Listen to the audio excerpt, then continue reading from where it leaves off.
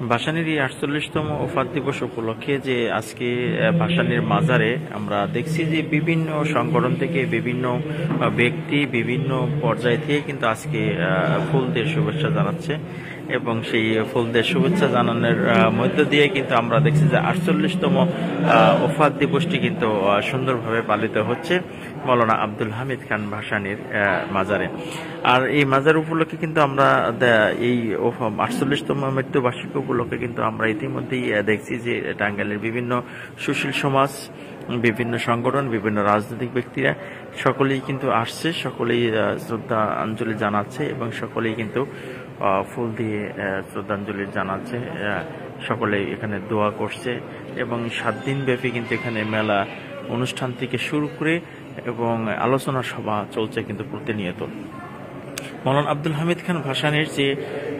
রওজা শরীফটি আছেন সেই তার পাশেই তার একটি কুঁড়ে ঘর কিন্তু আমরা দেখতে পাচ্ছি, যে কুঁড়ে ঘরে তিনি বসে যে কুঁড়ে ঘরে বসে তিনি এখানে অনেক ধরনের কার্যক্রম করতেন। ঠিক সেই কুঁড়ে ঘরটি কিন্তু এখনো আছে, খুবই সুন্দরভাবে সেই কুঁড়ে ঘরটি এখনো আছে, যেখানে একটি বাণী লেখা আছে যে কৃষক, মজুর, কামার, কুমার, জেলে, মাঝি, তাঁতি, মেথর প্রভৃতি মেহনতি মানুষের মুক্তির স্বপ্ন আবাল্য দেখিয়াছি ও সেজন্য সংগ্রাম করিয়াছি, তাহা আজও সুদূর পরাহত রহিয়া গিয়াছে, তাই আমার সংগ্রামের শেষ নাই। জীবনের সর্বশেষ ভাষণে মৌলানা ভাসানী 13/11/1976 সালে যে ভাষণটি তিনি দিয়েছিলেন, এই ঘরে তিনি